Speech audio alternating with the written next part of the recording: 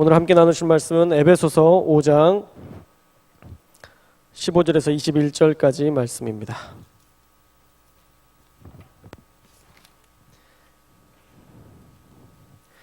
에베소서 5장 15절에서 21절까지 말씀. 다 찾으셨나요? 에베소서 5장 15절부터 21절 함께 읽겠습니다. 교독하겠습니다. 그런즉 너희가 어떻게 행할지를 자세히 주의하여 지혜 없는 자같이 하지 말고 오직 지혜 있는 자같이 하여, 그러므로 어리석은 자가 되지 말고 오직 주의 뜻이 무엇인가 이해하라.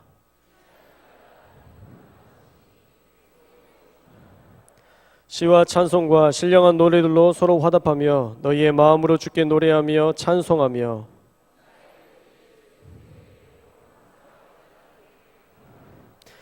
다 같이 읽겠습니다.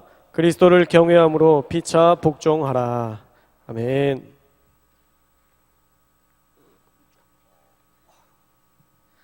날씨가 더워서 힘도 안 되네요. 힘도 안 돼. 잘 지내셨어요? 너무 지쳐 있어요. 그죠? 요즘 날씨가 너무 지치게 하지 않아요? 대답할 힘도 없어. 그죠? 얼마나 힘들면. 이해합니다. 정말 요즘은 너무 더워서 너무 지치는 것 같아요. 저도 오늘처럼 지친 날은 최근 들어서 처음인 것 같아요. 예배 시간 준비하면서도 그렇고 너무 지쳐가지고 오늘은 진짜 이 피곤함이 저도 극에 달해 있는 것 같아요.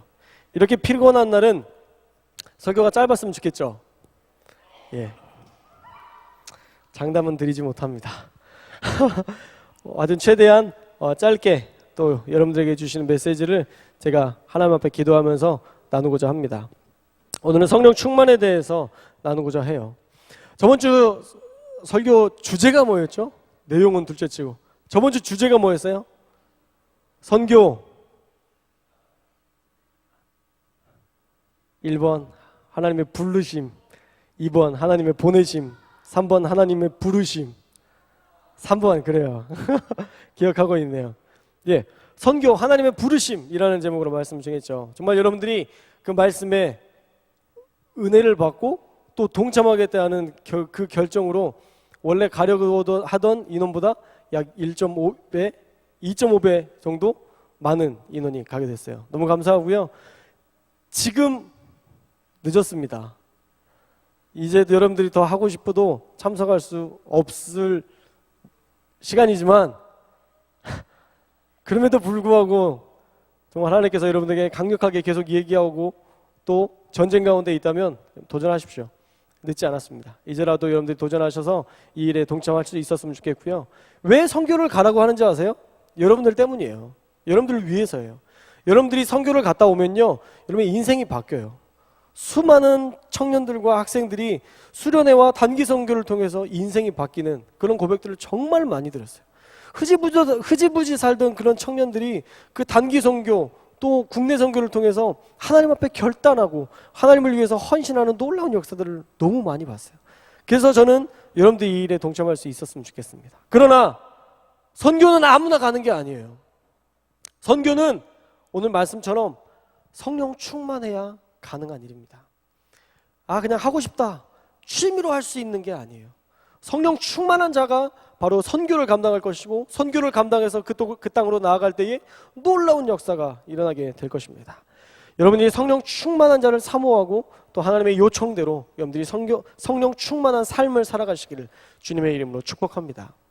얼마 전에 어떤 집사님과 이야기를 나누는데 집사님이 이런 이야기를 하시더라고요. 목사님, 저는 교회 사람들과 이야기하면 영이 맑아지고 뭔가 깨끗해지는 그런 느낌이 드는데 세상 속에서 살면 믿지 않는 사람과 다를 바 없는 것처럼 그렇게 사는 것 같아서 삶 속에서 기독교인으로서의 삶과 세상에서의 삶 그 중간에서 이질감을 느끼며 살고 있다라는 고백을 하더라고요. 어쩌면 믿는 사람들 모두가 이 고백은 나의 고백이다 여길 수 있을 것입니다.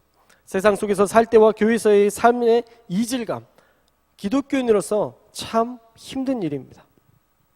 여러분들 교회 와서 예배 드리면 죄 때문에, 예배를 드릴 때마다 죄 때문에 내 삶이 다 가식 같고 기도하는 것도 이런 생각이 들지 않아요? 또 죄 지을 건데 이 예배가 무슨 필요가 있나? 이 회개가 무슨 필요가 있나 싶은, 고민하면서 사나 고민하지 않으면서 사나 어차피 나는 죄인이기 때문에, 어차피 또 죄를 지을 것이기 때문에, 에이 그럴 거면 차라리 속 편하게 살자, 이렇게 결정하고 신앙생활을 소홀히 하면서 교회와 점점 멀어지는 수많은 젊은이들을 보고 있고 수많은 집사님들의 삶을 보고 있습니다. 참 안타까운 일이에요. 죄와 싸우다가 그것에 지쳐서 포기해버리는 이 생활이, 이 삶이 그리스도인들에게 너무 많이 일어나고 있다는 것입니다. 말씀을 준비하면서 스톡홀름 신드롬이라는 예전에 한번 들었던 그 증후군이 떠올랐어요. 스톡홀름 신드롬의 정의는 인질로 잡힌 사람들이 처음에는 강도가 자기를 잡았을 때 뭔가 무섭고 두렵고 그런 마음이 있었지만, 시간이 흘러갈수록 강도극이 진행될수록 인질들이 강도에게 호감을 갖게 되고 나중에는 경찰에게보다는 이 은행 강도에게 충성하게 되는 현상이 바로 스톡홀름 신드롬이라니까 괜히 그런데 신드롬이라고 얘기를 하더라고요. 바로 우리의 모습과 다르지 않다라는 거예요. 처음에는 강도가 우리에게 왔을 때 무섭고 도망가고 싶고 이 사람을 절대 안 도와줄 것 같지만 우리의 마음이 이상하게 동의되고 이 사람과 함께하는 어떤 일체감을 누리는, 일체감에서 살아가서 결국은 경찰보다는 은행 강도에게 자신의 마음을 맡기고 삶을 맡기는 이런 일들이 일어나는 것. 마치 사단의 공격에 우리가 처음에는 대적하지만 조금만 지나면 사단이 주는 유혹에 긍정하고 금세 같은 마음으로 동감하면서 살아가는 영적인 스톡홀름 신드롬 안에 우리가 살고 있지 않나라는 생각이 들었습니다. 그러나 이것은 하나님이 원하시는 뜻이 아닙니다. 하나님은 결단코 죄와 타협하거나 세상과 타협하라 말씀하시지 않습니다. 오늘 에베소서 5장 1절부터 14절까지의 말씀에 보면 다 죄를 멀리하라 얘기하십니다. 특별히 3절부터는 행위에 대해서 조심하라고 얘기하고 있고 4절에서는 너희의 말을 조심해라 라고 얘기하고 있습니다. 우리 3절 4절 함께 읽어볼까요? 3절 4절 말씀 준비되어 있나요? 네, 시작. 음행과 온갖 더러운 것과 탐욕은 너희 중에서 그의 이름조차도 부르지 말라. 마땅한 말이라. 누추함과 어리석은 말이나 희롱의 말이 마땅치 아니하니 오히려 감사하는 말을 하라. 아멘.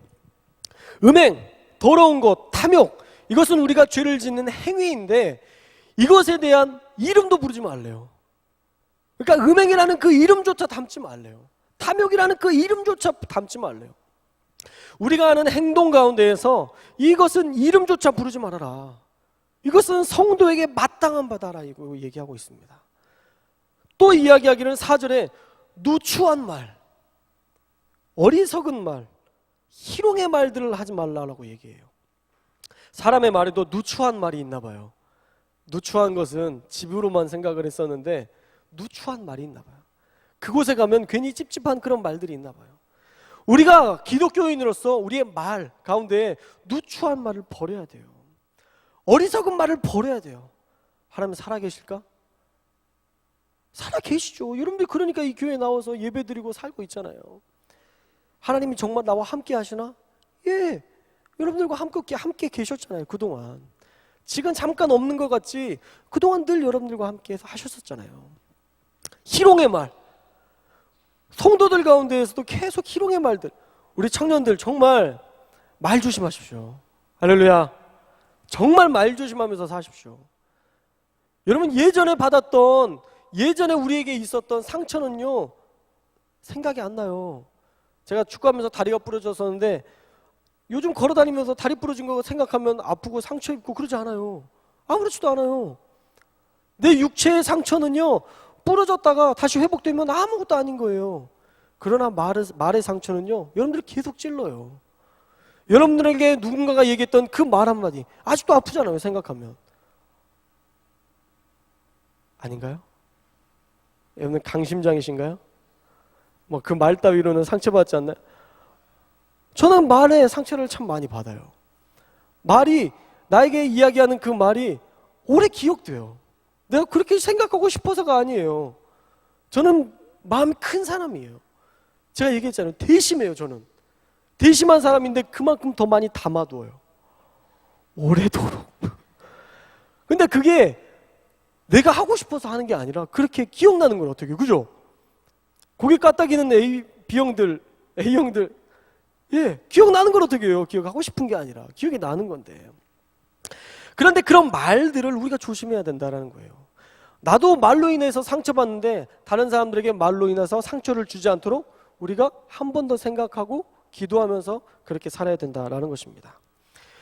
그런 말을 하느니 차라리 성경에 말하기를 오히려 감사하는 말을 해라 라고 얘기하고 있어요. 아유 힘들어 죽겠네, 도저히 안 될 것 같네, 이런 부정적인 얘기를 하고 다른 사람들을 놀리는 이야기를 하기보다 차라리 감사하는 말을 하래요. 감사할 것들을 찾아서 하라고 이야기하고 있습니다. 이게 바로 성도의 삶이에요. 우리 아까 리나 자매가 와서 간증을 하면서도 얘기했던, 이상하게 그리스도인들은 감사하면서 살 것 같다라는 그 말도, 예, 누구든 그렇게 우리를 바라보고 있다면 우리가 그렇게 살아줘야 돼요. 그래서 정말 이해할 수 없을 때 감사하는, 야, 너 이런 일도 어떻게 감사가 나오냐? 이런 일로 감사하지 않으면 또 어떤 일로 감사할 거야? 내가 이런 일로 감사하면 하나님께서 더 감사할 일을 주지 않겠어? 나 이거 감사할 거야. 난 이걸 감사하기로 결정했어. 예, 그러면서 감사하면서 사는 거예요. 그러면 세상 사람들이 뭐라고 그러겠어요? 야, 너 진짜 신기하다. 여러분 자체를 신기해하는 거예요 지금? 아니에요. 여러분 안에 계신 하나님을 신기해하기 시작해요. 여러분 안에 계신 하나님을 신기해하면서 그 신기한 하나님을 한번 만나보고 싶은 열망이 드는 거예요. 우리가 그런 통로가 되어야 된다는 것입니다. 바라기는 여러분의 삶 가운데에서 죄와 멀리할 수 있기를 주님의 이름으로 축복합니다. 죄를 짓지 않기로 결단하시고 죄와 늘 싸우세요. 우리 평생 싸워야 돼요. 언제 한번 싸운다고 이기는 게 아니에요. 계속 싸우는 거예요. 평생 싸워야 돼요. 목사라는 직분을 받아서 죄를 안 짓는 게 아니에요. 목사라는 직분 때문에 깨끗해지는 게 아니에요. 목사이기 때문에 더 몸부림치는 거예요. 더 몸부림치니까 그 죄를 이길 힘이 생기는 거예요. 그 힘 역시도 내가 가지고 있는 힘이 아니라 성령께서 늘 공급하시는 그 힘으로 이겨낼 수 있는 거예요. 사랑하는 여러분, 우리는 행동으로 인한 죄를 짓지 않을 뿐만 아니라 말로 인한 죄도 짓지 말아야 됩니다. 열매 없는 어두움의 일에 참여하지 말고 오히려 그 열매 없는 일들에 책망하고 돌이켜라, 죄를 멀리해라, 성경은 얘기하고 있습니다. 여러분들이 성령 충만한 삶, 성령과 친밀함 가운데 살기를 소망한다면 가장 먼저 이 죄의 문제를 해결해야 돼요. 죄의 문제를 해결하지 않으면 성령 충만 이룰 수 없습니다. 기독교인으로서 여러분들이 예수 그리스도를 믿기 시작했다면 가장 먼저 해야 될 건 죄와 멀리하는 거예요. 죄를 버리기로 결단하는 거예요. 어설프게 죄 조금 사귀어서 같이 놀고, 거룩함 조금 사귀어서 같이 놀고, 죄 거룩해. 죄와 거룩이 공존해. 죄 거룩해. 엄청난 말장난이죠. 죄와 거룩이 같이 공존해요. 그래서 죄인도 아니고 거룩한 사람도 아니고, 그러니까 오히려 사람들이 더 헷갈려하는 그런 존재가 된다는 거예요. 저는 여러분들이 거룩함으로 나아갈 수 있도록 죄와 먼저 싸울 수 있었으면 좋겠습니다. 그 죄와 싸워야 돼요. 근데 감사한 건 뭐냐면요, 여러분들이 죄와 싸우는 게 여러분의 힘으로 싸우라고 하지 않아요. 하나님은 단 한 가지를 여러분들에게 요구하세요. 뭐죠? 너의 죄를 나에게 내려놓으라. 너 죄 해결하기 위해서 너 성전 지어. 오늘부터 성전 건축 시작해서 성전 건축해서 100명 들어갈 수 있는 공간 네가 져. 그 죄에 대한 업보야. 성경은 그렇게 얘기하지 않아요. 늘 업보라는 어떤 이름으로 여러분들을 압박하지 않아요. 어떻게 넌 내가 십자가에서 죄를 지어줬는데 넌 죄책감이라는 게 없냐? 예수님이 그렇게 여러분들을 탓하지 않아요. 예수님은 그냥 나한테 와서 그 죄의 문제 내려놓고 이제 자유하라고 말씀하세요. 사랑하는 여러분, 여러분들이 문제를 해결할 수 없습니다. 여러분들이 죄의 문제를 해결할 수 없고요, 여러분들 스스로 깨끗해질 수 없어요. 내 죄를 사하노라. 네가 얘기한다고 스스로가 이렇게 안수한다고 해결되는 게 아니에요. 하나님께서 여러분들의 죄를 사하기로 결정하셨어요. 그러니까 그 죄만 갖다 드리면 돼요. 그것까지가 우리의 몫이에요. 할렐루야. 이 죄 사함의 은혜가 여러분에게 믿어주시기를 주님의 이름으로 축복합니다. 정말 죄 사함의 은혜는요, 너무 놀라운 축복이에요. 죄 사함의 은혜는 죄책감을 이길 수 있는 이 은혜는요, 너무 놀라운 축복이에요. 그런데 박옥수가 써서, 박옥수가, 이단 구원파 박옥수가 죄 사함의 비밀 막 이런 책 쓰고 막 이러니까 교회에서도 괜히 죄 사함을 얘기하면 막 이단스럽고 막 그런데 그렇지 않아요. 죄 사함의 은혜를 먼저 우리가 누려야 돼요. 이게 그리스도인이 되는, 그리스도인의 삶의 첫 번째 단계입니다. 죄 사함의 은혜를 누릴 수 있기를 바라요. 두 번째 단계는요, 이 죄 사함을 통해서 이제 이게 믿어지는 거예요. 예수님 앞에 이 죄를 내려놓으면 내가 깨끗해지는 게 믿어지고, 내가 이제 그 안에서 뭔가 자유함을 누리면서 사는 거예요. 더 이상 죄책감은 없이 살아가요. 이게 두 번째 단계예요. 여러분, 이 단계 경험하셨습니까? 죄 문제가 다 해결돼서 이제 너무 자유로운 거예요. 내가 죄를 짓는다 할지라도, 또 죄를 지을 죄인이라 할지라도 하나님 앞에 내려놓으면 된다는 어떤 분명한 믿음이 있어서 감격스러운 거예요. 그래서 하나님 앞에 감사하는 거예요.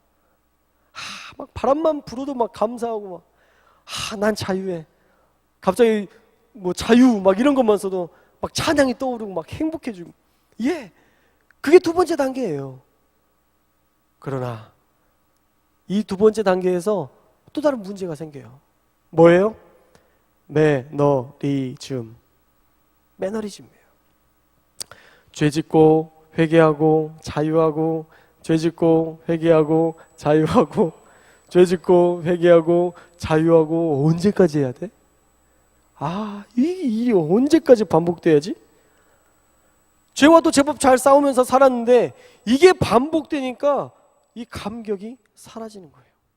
그러면서 금세 한계를 느낍니다. 한계를 인식해요. 이렇게 죄 짓고 사함받는 것의 반복이 우리 인간의 평생의 삶일까? 어쩔 수 없이 늘 이렇게 사는 게 우리의 평생의 삶일까?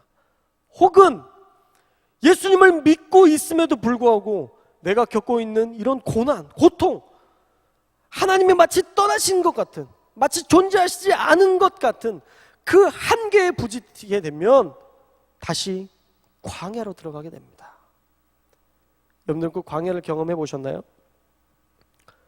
죄사함 가운데 잘 살아가고 있어요. 행복하게 살았어요. 그런데 이해할 수 없는 일들이 계속 나에게 닥치는 거예요. 믿음이 있어도요, 광야는 만나게 돼 있습니다.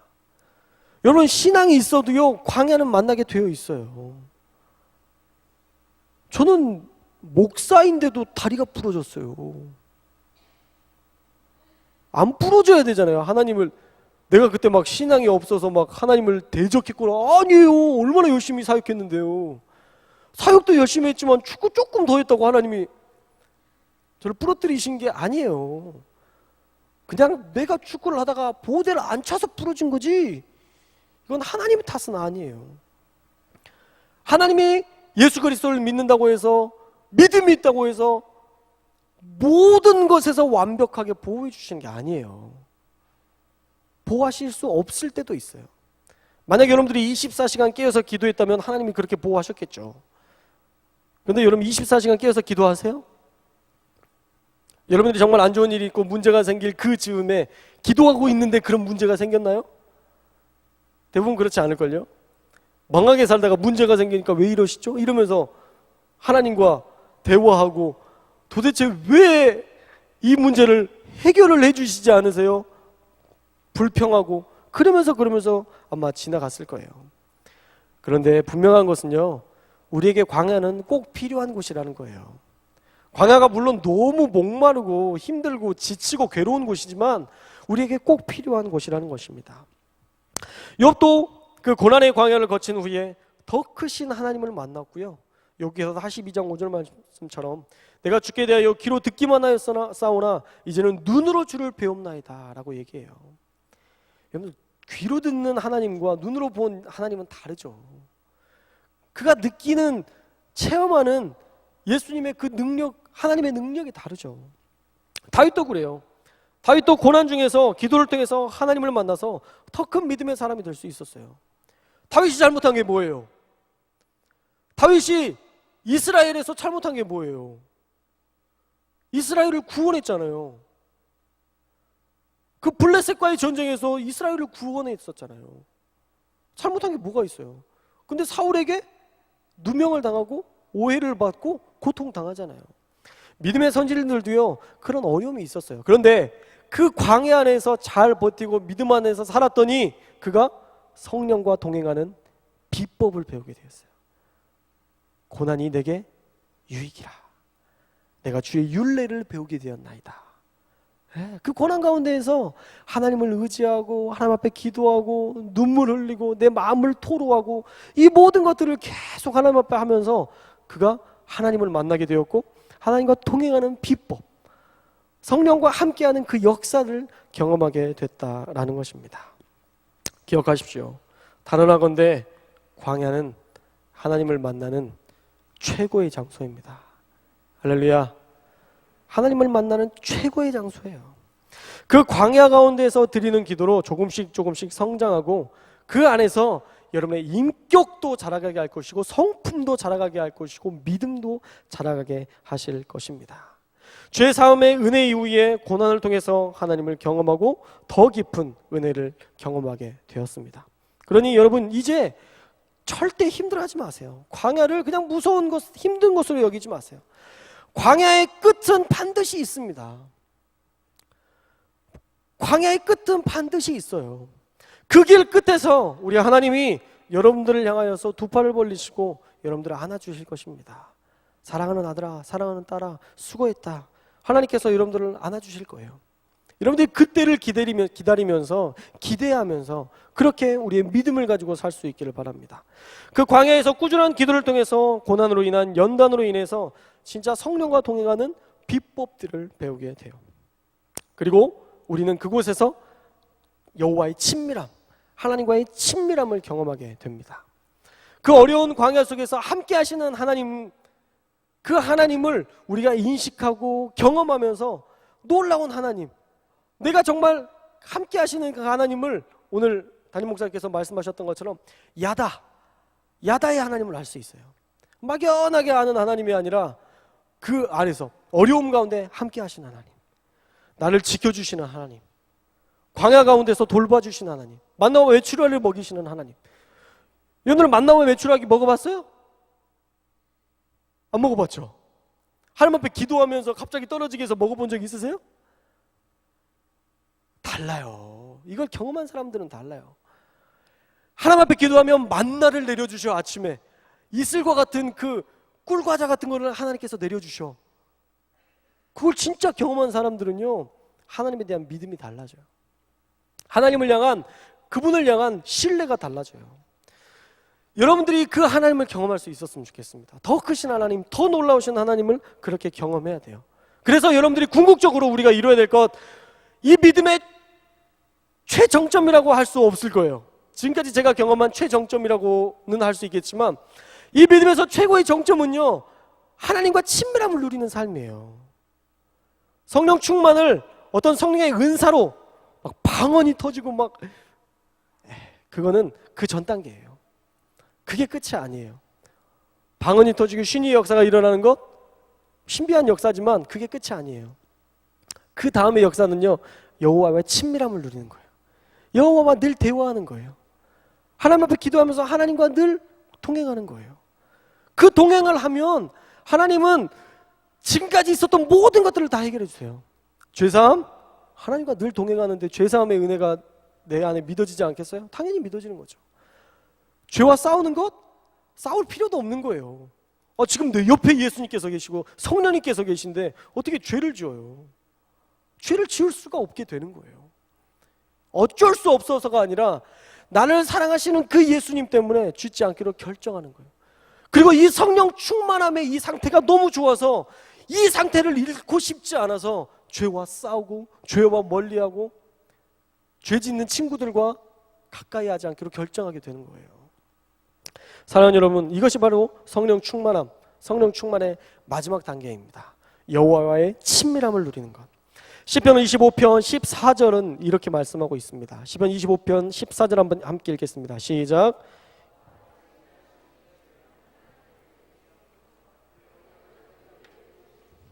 예, 여호와의 친밀하심이 그를 경외하는 자들에게 있다. 여호와와의 친밀함. 예, 친밀하게 사는 것은요, 하나님을 경외하고 하나님과 동행하기로 결정한 사람이 누리는 거예요. 그런데 그들에게 있는 축복이 뭐냐면 그의 언약을 그들에게 보이시겠대요. 하나님께서 이제 어떻게 일하실지 그 약속을 보여주시겠대요. 우리는 하나님 앞에 기도하면서 그 언약을 보고 그 언약대로 사는, 우리의 미래를 미리 바라보고 살아갈 수 있는 그런 놀라운 하나님의 사람들이라는 거예요. 여러분, 우리는 미래를 보는 자입니다. 너무 많이 나갔죠? 너무 이단스럽죠? 그런데요, 여러분들 정말 여호와와 친밀함을 누리며 살아가면요, 하나님께서 하루하루의 삶 속에 우리에게 말씀해 주세요. 꿈으로, 계시로 얘기하시는 것도 분명히 있지만 새벽에 아침에 하나님 앞에 기도하면서 또 누군가를 위해서 중보하면서 하나님께서 그를 향한 하나님의 메시지를 우리에게 보여주세요. 여러분들이 그것을 알 수 있어요. 막 어떤 신적인 그런 게 아니라 하나님과 동행하면 하나님 늘 우리에게 말씀하고 싶어 하세요. 그리고 우리에게 그것들을 알려주고 싶어 하세요. 오늘도 얘기하시잖아요. 여호와의 친밀함을 누리면 그 언약을 그들에게 보이시겠다. 다 끝난 다음에 보여주시는 게 아니라 시작할 때 보여주시는 거예요. 여러분들이 그런 성령 충만함 속에서 궁극적인 하나님과의 대화, 하나님과의 친밀함, 여호와와의 친밀함을 누릴 수 있기를 주님의 이름으로 축복합니다. 또 우리가 살아가면서 우리의 중심에 감정이 우리의 주인이 되지 않도록 늘 노력해야 됩니다. 우리의 feel이 중심이 되어서는 안 돼요. 여러분의 feel은 아무것도 아닌 거예요. 막 욱해서 사는 사람 있잖아요. 욱해서 사는, 감정이 이끄는 삶. 여러분, 감정이 여러분들을 이끌게 하지 않아야 돼요. 감정은요, 객관적이지 않아요. 감정은 늘 주관적이에요. 그래서 감정이 여러분들에게 마치 객관적인 것처럼 다가오잖아요. 야, 이건 참는 거 아니야? 너 이거 참으면 버릇 나빠진다?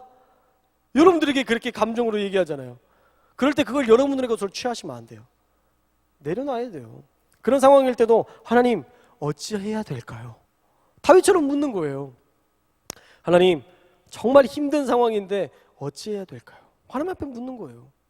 감정대로 움직이면 나중에 뒤처리가 더 힘들어요. 여러분, 그렇게 경험해 보시지 않으셨어요? 내가 기분 나쁘다고 해서 욱해서 확 해놓으면, 야, 미안해. 야, 진짜 미안해. 이게 더 힘들어요. 나중에 뒤처리하는 게. 괜히 지갑에서 더 돈 써야 되고 나중에 뒤처리하는 게 더 힘들어요. 참으세요. 일단 참고 생각대로 움직이지 말고 생각하고 움직이세요.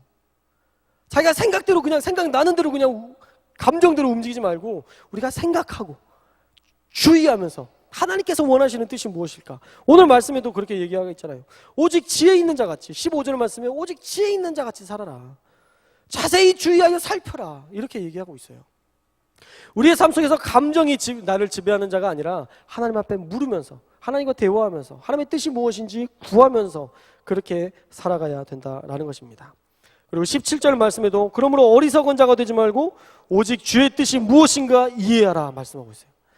여러분, 어리석은 자처럼 살지 말고요, 주의 뜻이 무엇인지 이해하시래요. 하나님 도대체 나에게 주신 이 이유가 무엇입니까? 하나님 나에게 이 일이 일어난 이유가 무엇입니까? 하나님 말씀해 주십시오. 하나님 앞에 묻는 거예요. 여러분, 늘 그렇게 물으면서 사세요. 할렐루야. 하나님이 나에게 원하시는 뜻이 무엇인지 늘 물으면서 사세요. 어려운 일들이 있고 힘든 일들이 있을 때도 늘 물으면서 사세요. 나에게 좋은 일이 있을 때도 늘 물으면서 사세요. 그래서 24시간 주님께 늘 아뢰고 주님의 응답을 듣고 주님과 동행하는 그런 삶을 사세요. 그러나 성경도 읽어야 돼요. 성경 없이 그냥 계속 하나님 말씀해 주세요. 바른 길이 아니에요. 믿음이 바르게 정립되지 않아요. 그리고 그것이 하나님의 음성인지 사단의 음성인지 우리가 판단할 수 있는 기준이 어려워요. 그렇기 때문에 하나님의 말씀을 들으면서 하나님께 늘 묻고 대화하면서 하나님 앞에 우리의 모든 삶을 아뢰며 또 그 응답대로 우리가 순종하며 살아야 된다는 것입니다. 생각보다 말씀을 너무 많이 준비해서 지금 많이 넘어가고 있는데, 감정에 의해서 살지 마시고요. 또 술 취하지 말라 이는 방탕한 것이니 오직 성령으로 충만을 받으라. 18절 말씀에 이렇게 나와 있죠. 예. 왜 술 취하지 말라가 갑자기 들어갔을까? 그죠? 성령 충만 그전 내용하고도 별로 그렇게 이렇게 이어지지 않아요. 그런데 갑자기 술 취하지 말라. 이는 방탕한 것이니 오직 성령의 충만함을 받으라 라고 얘기하고 있어요. 근데 묵상 중에 이런 생각이 들더라고요. 성령 충만함과 대조되는 상황이 바로 술 취한 자의 방탕함이 아닌가라는 생각이 들었어요. 그래서 성령 충만하지 않으면 술 취한 자처럼 세상에서 소리 지르고 다른 것들을 배려하지 않고 노상방뇨하고 고성방가에 허세를 부리며 객기 부리는 그 술 취한 자의 삶과 다르지 않다라는 거예요. 그래서 감정이 주인된 삶이 바로 이 술 취한 자와 같다라는 것들을 비유적으로 말씀하시지 않았나라는 그런 묵상이 들었어요. 어떻든 그래서 우리는 성령 충만함을 살아야 돼. 술 취함으로 사는 게 아니라 술 취한 것처럼 내 감정에 의해서 사는 것이 아니라 성령 충만함으로 살아야 돼요. 그래서 성령 충만은 우리가 오해하고 있는 것이 수련회 때 받은 게 성령 충만이라고 생각하는데 그게 아니에요. 성령 충만은 유지예요. 유지. 성령 충만한 상태는 계속 그 상태를 유지하는 상태예요. 오늘 본문에도 성령 충만함을 받으라라고 얘기했는데 이것은 헬라어 원문의 뜻에는 성령 충만한 상태를 계속 유지해라 라는 뜻이 있습니다. 그래서 우리는 성령 충만한 상태를 유지하는 게 바로 성령 충만인 것입니다. 자, 그렇다면 우리가 어떻게 성령 충만해질 수 있을까? 아주 간단하게 3가지만 살펴보고 마치도록 하겠습니다. 첫째로 예배예요. 우리가 성령 충만할 수 있는 가장 근본적인 방법은 예배입니다. 우리 19절 말씀 한번 읽어볼까요? 19절 말씀 시작. 시와 찬송과 신령한 노래들로 서로 화답하며 너희의 마음으로 주께 노래하며. 예, 시와 찬송과 신령한 노래로 서로 화답하며 너희의 마음으로 주께 노래하며 찬송하라. 바로 예배의 모습이잖아요. 예배를 드림을 통해서 우리는 성령 충만일 수 있습니다. 예배만 우리가 정말 살아있는 예배를 드린다면 우리는 성령 충만한 상태로 한 주간을 살아갈 힘이 생겨요. 그런데 문제는 우리의 예배가 성령 충만하지 못하다라는 거예요. 여러분 가운데 지금 절반 정도가 지금 입신과 현실 중간 상태에 있어요. 지금 이걸 또 설명을 하면 여러분들은 설교의 절반을 듣고 절반은 버렸다라는 얘기가 될 수 있어요. 그렇죠? 물론 여러분들을 제가 비난하려는 게 아니에요. 여러분들을 혼내려는 게 아니라 저도 지금 너무 졸린데도 여러분들에게 이야기하고 있기 때문에 저는 여러분들 충분히 이해해요. 충분히 이해하지만 상처는 받아요. 여러분들 남은 시간 열심히 듣기를 바랍니다. 자, 예배를 통해서 우리가 온전한 예배를 드리면요 하나님의 임재를 경험하게 돼요. 하나님의 임재를 경험할 수 있는 장소는 이 예배의 처소예요. 여러분 어디에서 하나님의 임재를 경험할 거예요? 여러분 어디에서 하나님을 만나실 수 있을 것 같아요? GS마트 갔는데 막 성령의 임재가 느껴지신 적 있으세요? 코스트코 갔는데 막 하나님의 역사가 막 나타나고 막 아니잖아요. 하나님의 임재는 오직 성소에서만 가능한 일이에요. 이 성소에서 하나님 앞에 예배할 때에 우리가 하나님의 임재를 경험할 수 있는 거예요.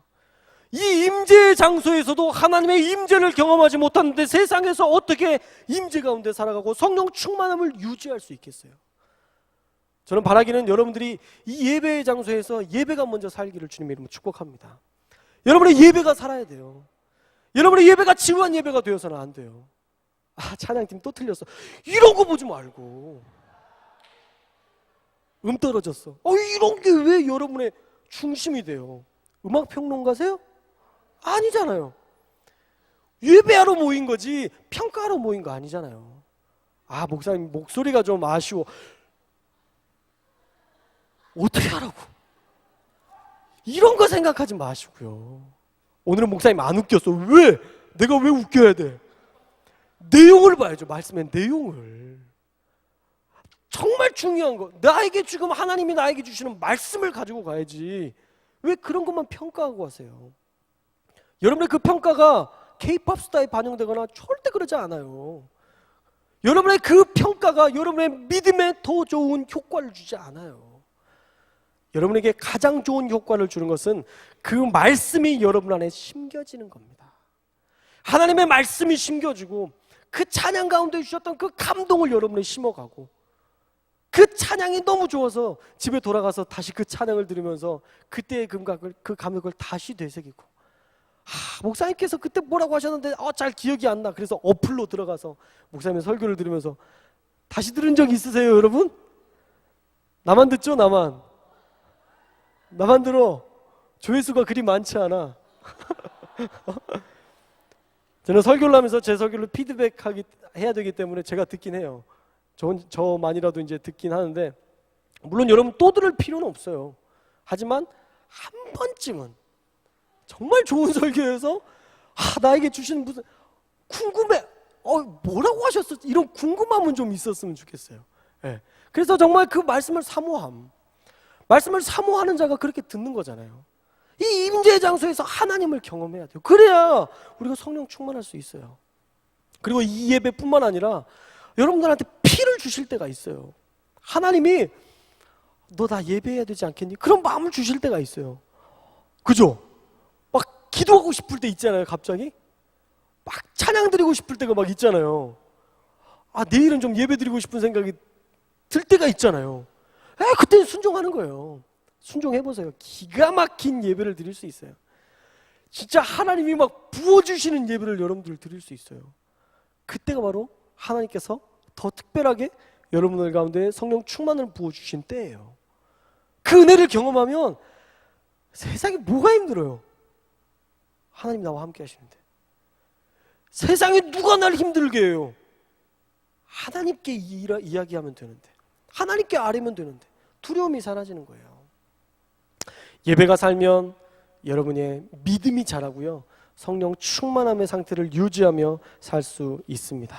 그러기에 여러분의 예배를 여러분들 스스로가 살리시기를 주님의 이름으로 축복합니다. 그 누가 예배를 살려줄 수 없습니다. 그 누가 여러분의 예배를 도와줄 수 없습니다. 예배는 똑같아요. 찬양도 똑같아요. 모든 세팅은 똑같아요. 그러나 그 가운데서 예배하는 자는, 그 가운데서 하나님의 임재를 경험하는 자는 말씀을 자기의 것으로 끌어당기는 자예요. 말씀을 꿀송이보다 달다고 여기며 그렇게 사모하는 자예요. 시편 119편 103절 말씀, 여러분들이 이해가 될지 모르겠지만 시편 119편 103절 이런 말씀이 있습니다. 한번 읽어볼까요? 시작.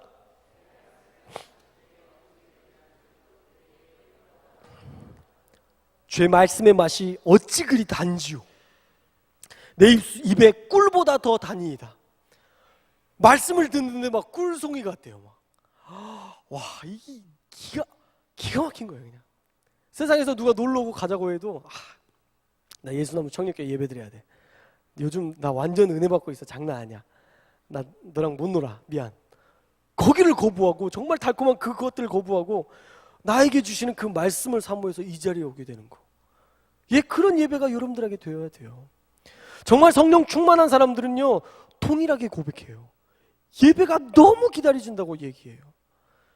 여러분들의 성령 충만의 단계를 한번 생각해 보면요, 수준이 나옵니다.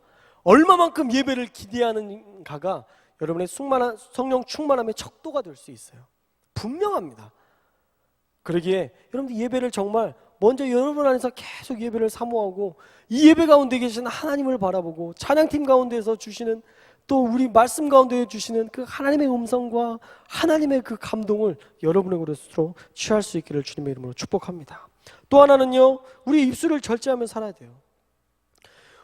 하나님의 임재를 여기서 경험하고 돌아가서 이런 걸쭉하게 욕하면서 산다고 생각해 보세요.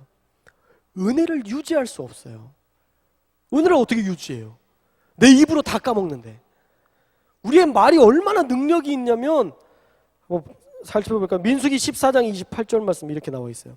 민수기 14장 28절 함께 읽겠습니다. 시작.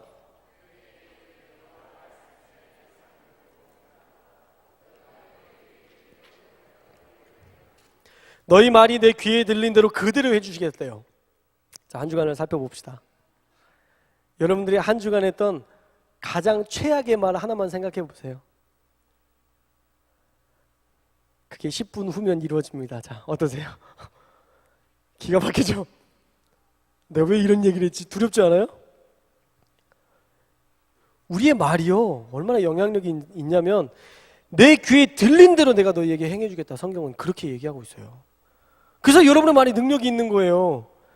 여러분들 불평하면 불평할수록 더 짜증나지 않아요?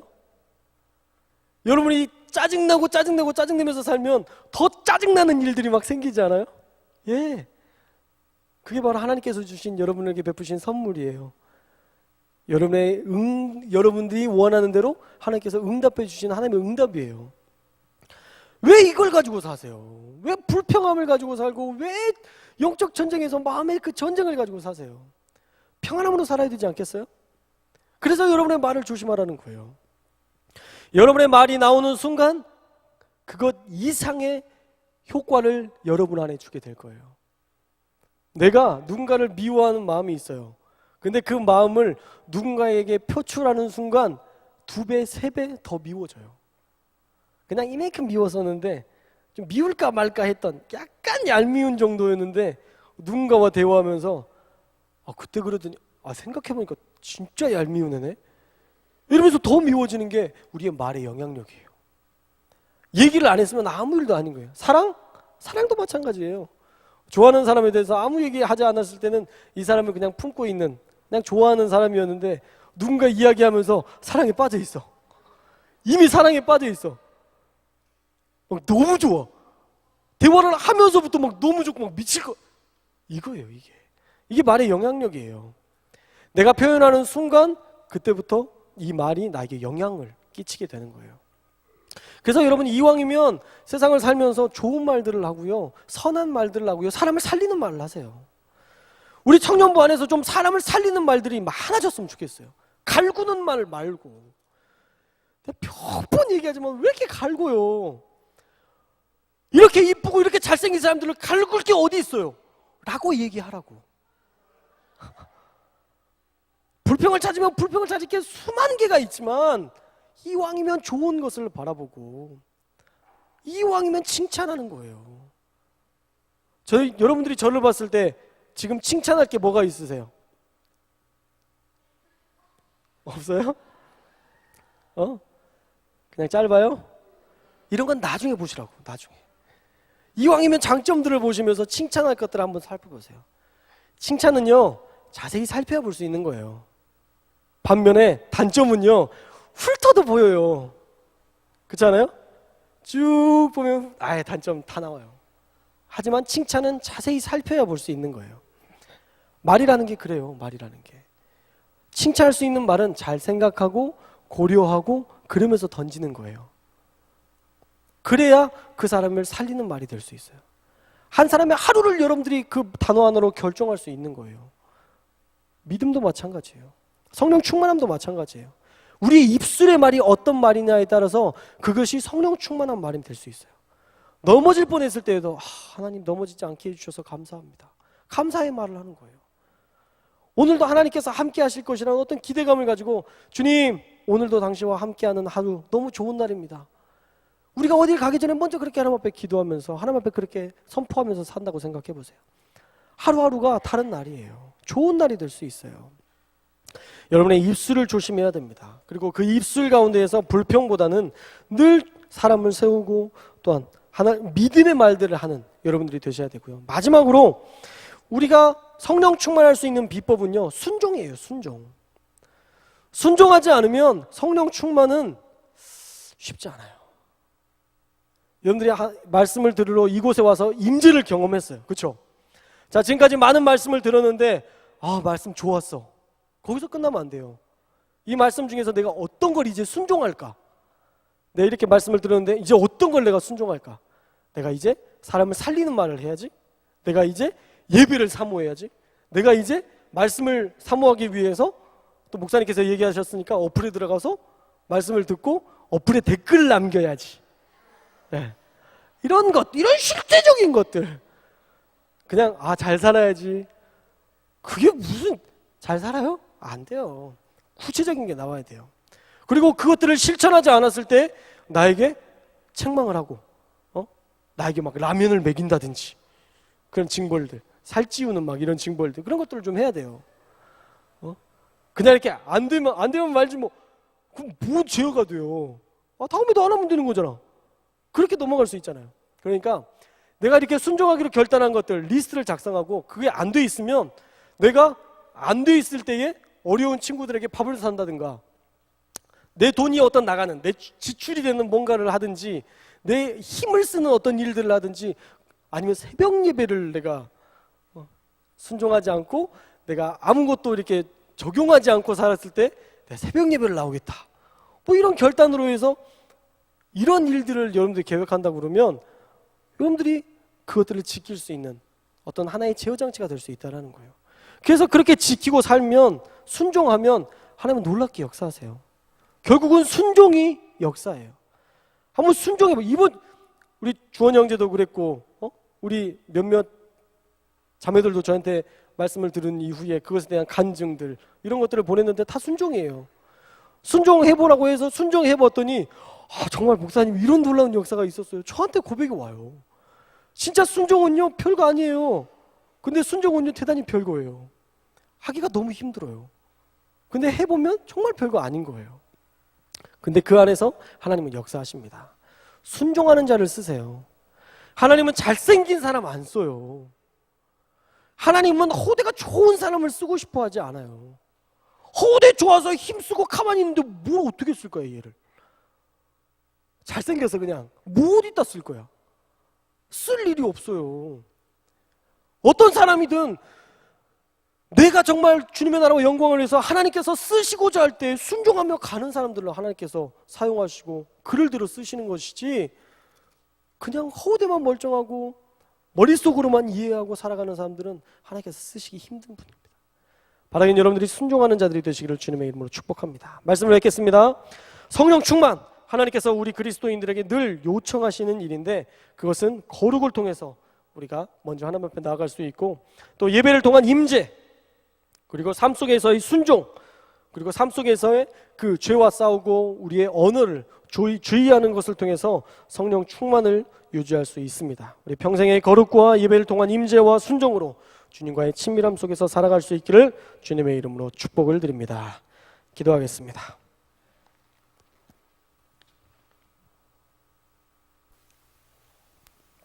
우리 다 같이 기도할 때에 하나님, 제게도 성령의 충만함을 더하여 주십시오. 그래서 그냥 막연하게 하나님을 믿고 막연하게 주님과 동행하며 사는 자가 아니라 정말 구체적으로 하나님과 동행하고 구체적인 하나님의 음성을 듣고 날마다 깨닫게 하시는 그 음성대로 순종하며 사는 저의 삶이 될 수 있도록 하나님 붙잡아 주십시오. 우리 성령 충만을 기대하면서 하나님 앞에 다 같이 기도하겠습니다.